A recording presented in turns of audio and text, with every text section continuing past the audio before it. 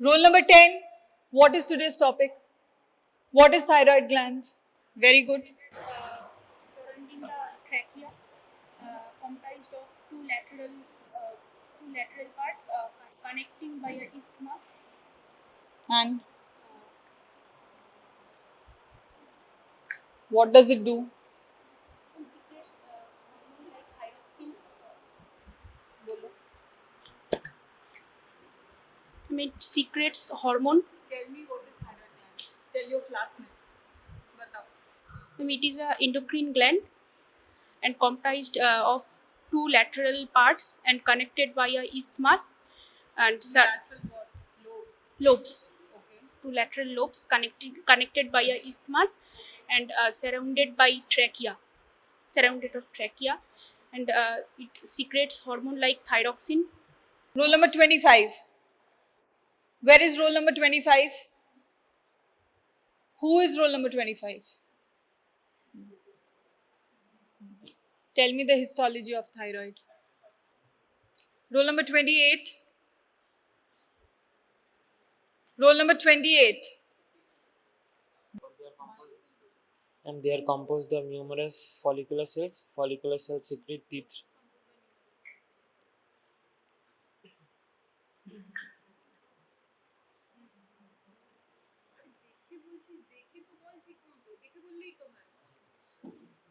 Ma'am, connective tissue, thin connective tissue.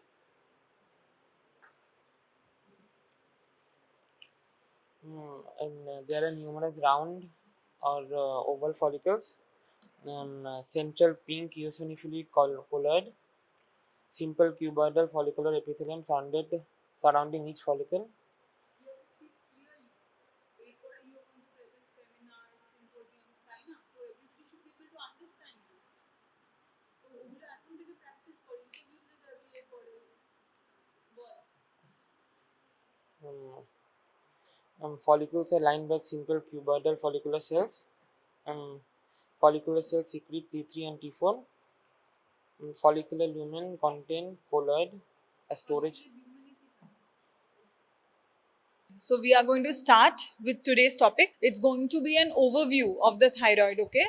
And then following which tomorrow and day after, you're going to have 2 classes again on thyroid, hypothyroidism and hyperthyroidism, okay?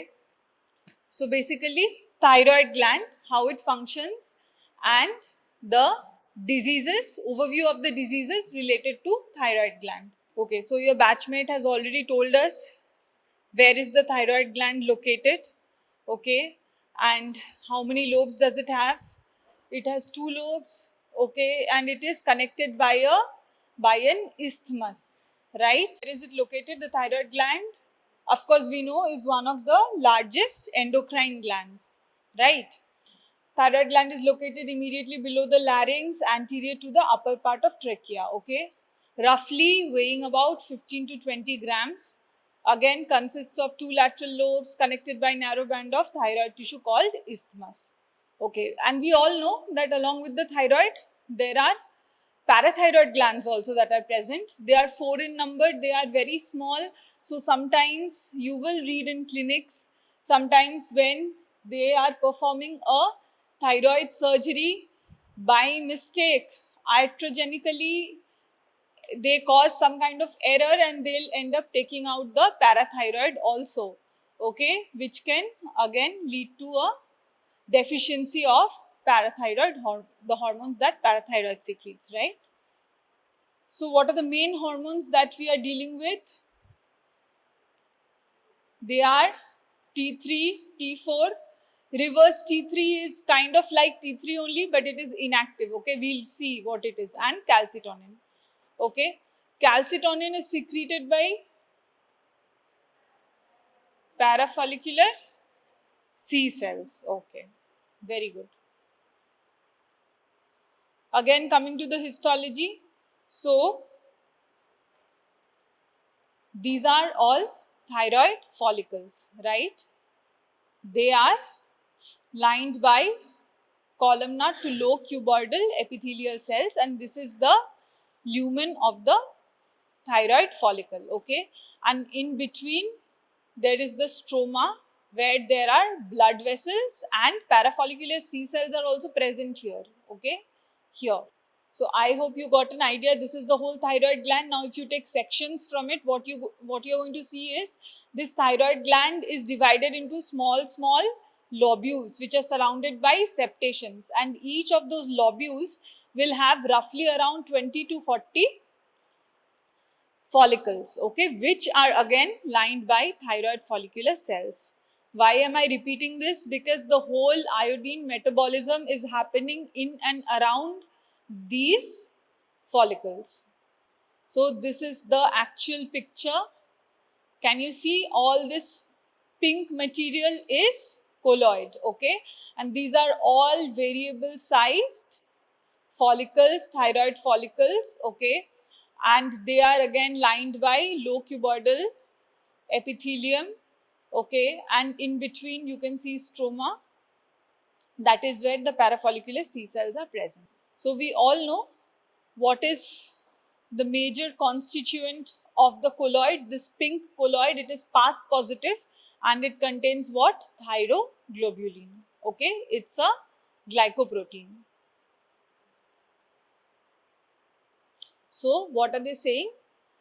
Unlike other endocrine glands which secretes the hormones, once they are produced, the thyroid gland stores considerable amount of thyroid hormones in the colloid until they are needed by the body. So there is a store, okay? That is why even when a patient has a hypothyroid patient, what happens is at least for 2 to 3 months, the patient will not show any symptoms. The patient is going to be euthyroid. Why? Because there is a store available for at least 2 to 3 months, beyond which they'll start showing symptoms.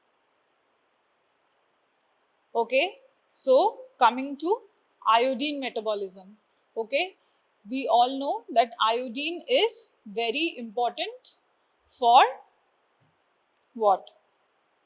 For synthesis of thyroid hormone, right? Okay, so what are the food sources for iodine? Seafood, okay, milk. You all know we keep advertising for iodized salts now because iodine deficiency can lead to something called goiter, which is what? Enlargement of the thyroid gland, okay. It can especially happen in some endemic areas where there is lack of iodine in the diet, right? So even our government has taken up so many initiatives to supply iodized salt, okay. So most of the iodine, that dietary iodine that we take in is excreted in the urine, okay, and only some of it is utilized by the thyroid gland, okay. So again, most of the iodine that is present in the body is utilized by thyroid. Same thing that I've already told you, okay. You can maintain euthyroid state for approximately 2 to 3 months because thyroid gland has store of the hormone. This is very important. Please remember, T3 is 4 times more potent than T4. Okay, so most of the symptoms or in hyperthyroidism, anything that is happening is most of the times because of T3. Okay, now coming to regulation of thyroid hormone secretion. You would have studied this in first year in physiology, biochemistry, isn't it? So, what happens is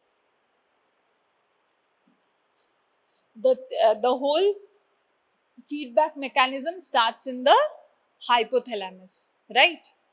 Okay, so what does the hypothalamus secrete? The hypothalamus is secreting thyrotropin releasing hormone, okay, which acts on anterior pituitary, which releases thyroid stimulating hormone, which again in return acts on the thyroid gland, and then there is production and secretion of T3 and T4, okay. So this is the positive feedback. What about this? This is negative feedback, right? Let's go to the next picture. Okay. So this is the negative feedback mechanism. Whenever there is adequate T3 and T4 in the body, it will send a negative feedback to both anterior pituitary and hypothalamus to not secrete these hormones, which in turn stimulate T3 and T4, right? This is negative feedback. Okay.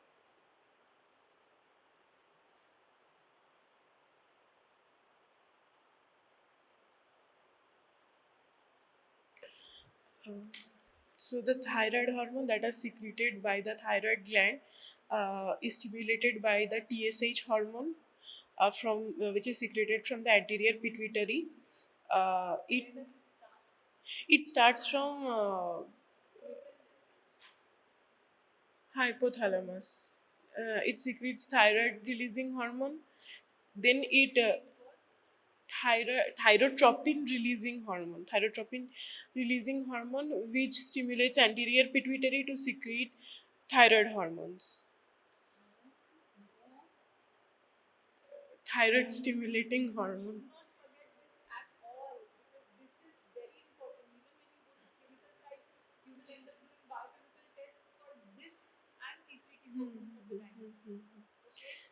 Uh, and then TSH stimulates the thyroid gland which secretes the T3 and T4. In the negative feedback, when our body has enough of T3 and T4, it signals the anterior pituitary to stop secreting the thyroid stimulating hormone, which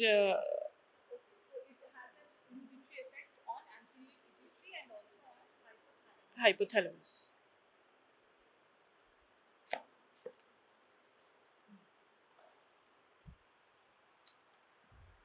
So this whole mechanism is known as hypothalamic pituitary thyroid axis, right?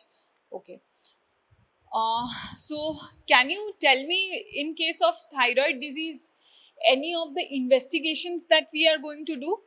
What are the usual investigations that we do? What do you think? Yes, and yes, very good. And yes, okay. And anything else? Okay, so anything, so why am I telling you all these things? Because tomorrow and day after, whenever you have classes, you are going to be utilizing only these investigations. Okay, keep them in mind. Definitely, you are going to estimate T3, T4, TSH, and you are going to any kind of radiology that comes to your mind, you can do that. Okay, we'll go over this quickly. Details will be taught to you in your next classes. Okay, so we are going to check for TFT. TFT is what? Thyroid function tests, right?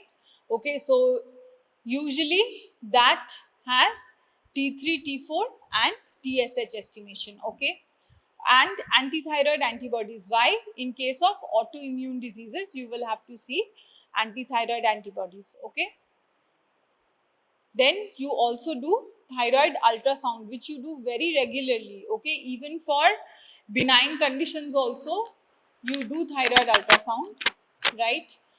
And you use what? You forgot what? FNSE. You do USG guided FNSE, very important. Never forget FNSE and what? Biopsies. Okay, usually for thyroid you don't do biopsy, you do FNSEs, but the whole organ can come to you as a specimen after it has been removed, sometimes because of enlarged size and many times because there's a neoplasm. Okay, so this is broadly divided into hypothyroid states, hyperthyroid states, goiter, I already told you, and some neoplastic processes. Okay, so what comes under hypothyroid states? Hypothyroidism means what? What usually happens in hypothyroidism? what will happen to the parameters of T3, T4 and TSH? So T3 and T4 will be reduced, right? So if T3 and T4 are reduced, what is going to increase? TSH, of course, we already read that, right? So what are the conditions that come under this?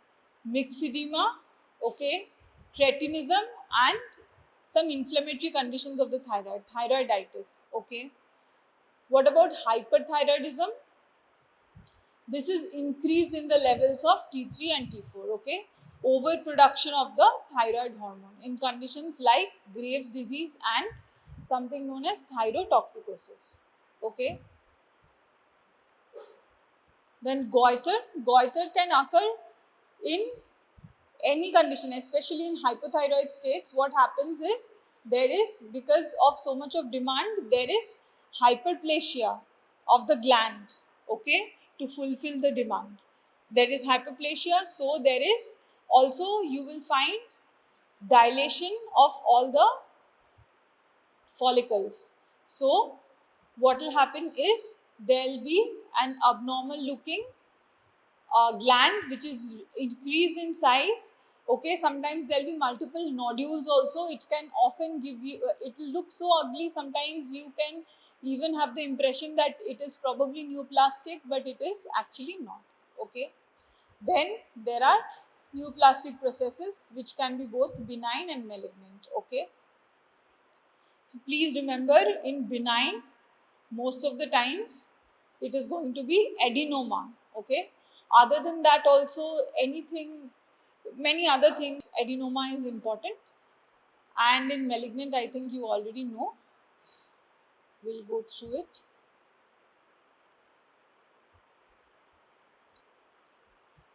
Okay. Now coming to hypothyroidism. Okay, we already discussed this, reduced levels of T3 and T4. Okay, what are the causes of hypothyroidism? Dietary iodide deficiency, I already told you, in some endemic areas, there will be deficit of iodine in the diet itself. So we have to supplement iodine, okay. Autoimmune like Hashimoto thyroiditis, okay. Some drugs like amiodarone, lithium. Then iatrogenic, okay. Surgical removal of the thyroid gland, radiation treatment. Why do we do all these things? Many a times when there is the patients who have thyroid neoplasm or thyroid malignancy, the gland is removed, right? So they have to be put on thyroid, oral thyroid supplements, right?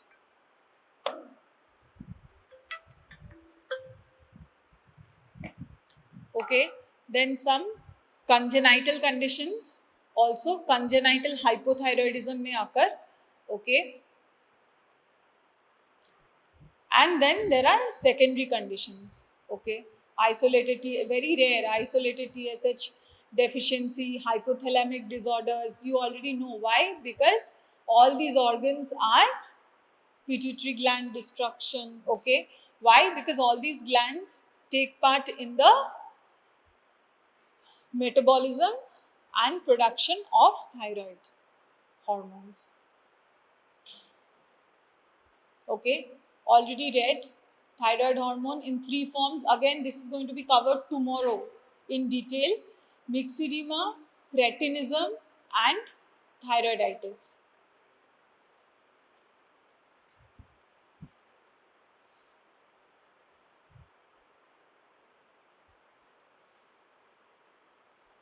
Achha, do you guys know the function of thyroid hormone? What are the functions of thyroid hormone? Like, what will happen if there is deficit of thyroid, hypothyroidism? What kind of symptoms?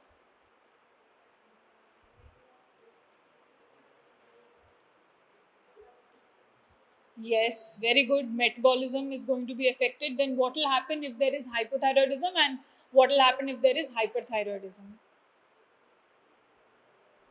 So there are a set of symptoms which will happen only in hypothyroidism, and the set of symptoms which will happen in hyperthyroidism. Why am I telling you this? Because For everything that is coming under these two subheadings, you can write the same symptoms. So what happens in the CVS if there is hypothyroidism? It manifests mostly in hyperthyroidism when there is going to be tachycardia, right? Okay, anything else that happens? Menstrual irregularity will happen, okay, in both. It will happen in both. Other than that, what else? Constipation will happen in hypothyroidism, okay. Non-pitting edema will happen when?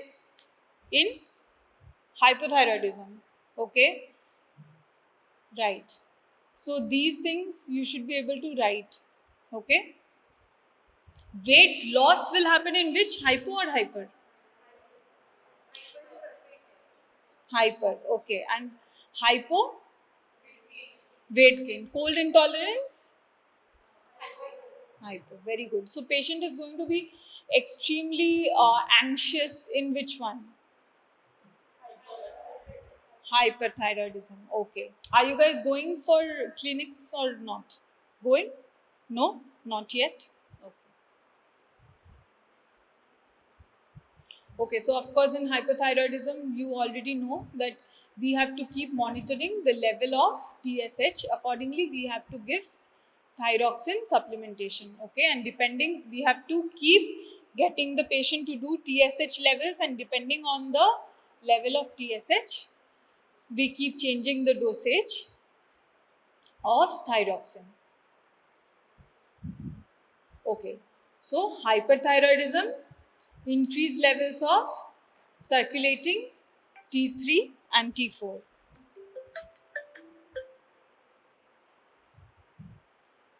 Okay, so this can cause what? Thyrotoxicosis.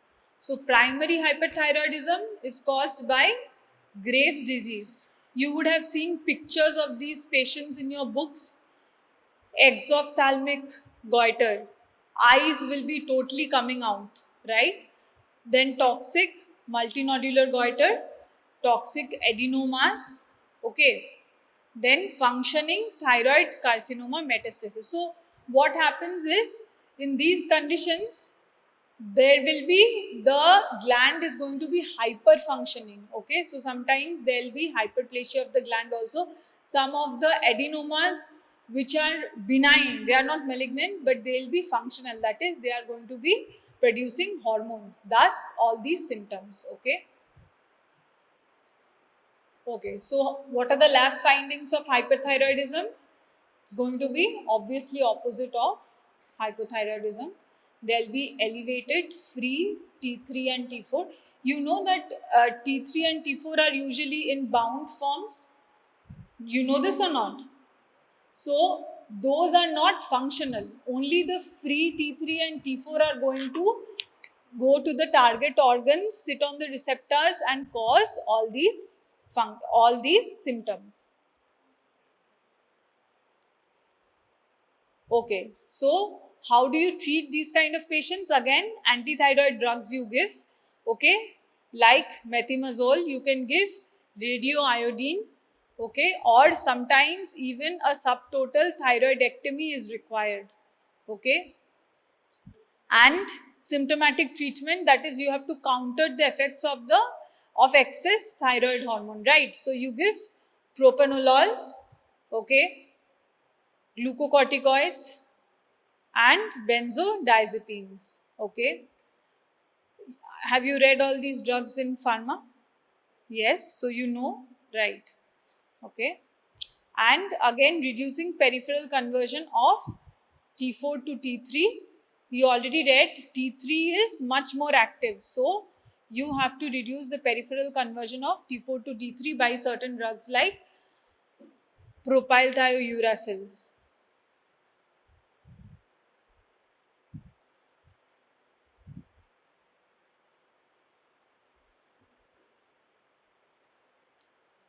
Okay, so what is thyrotoxic crisis or thyroid storm? It is a life-threatening condition, okay?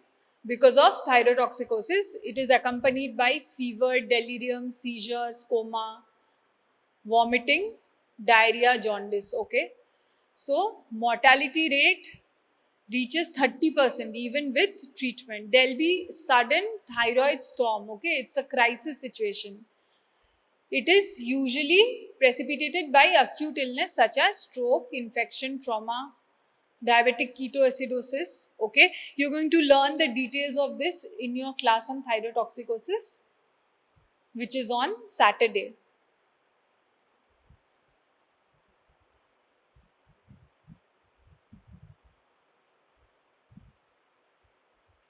Okay, so let's learn a little bit about goiter. So either it can be a diffuse swelling or it can form multiple nodules. Thus the names diffuse and multinodular goiter. So what happens is enlargement of the thyroid gland. This is a common manifestation of any kind of thyroid disease. Okay, most often caused by dietary iodine deficiency.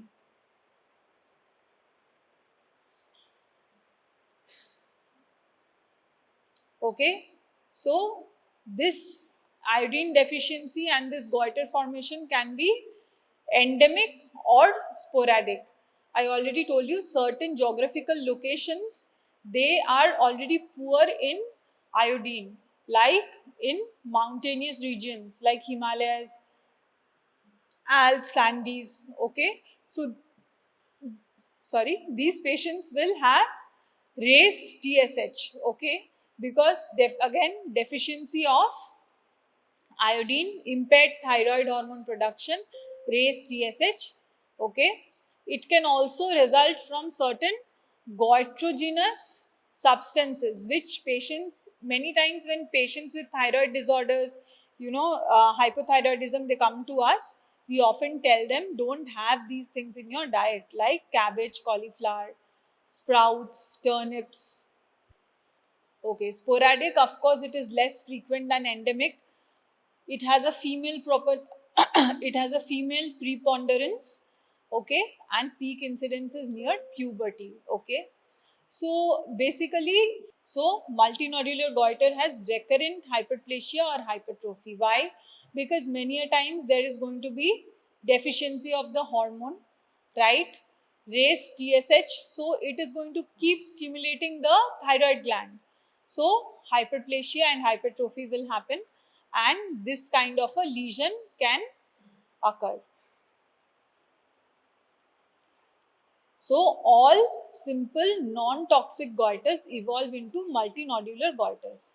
So if these patients are left long term without any help, what happens is due to long term stimulation, these patients will eventually develop multinodular goiters. Multiple nodules develop in these patients. You can make out, I think. Okay. Again, most often it is mistaken for thyroid neoplasm. Okay, so this is from latest WHO 5th edition. You should at least know the names of some of the developmental anomalies. Thyroglossal duct cyst.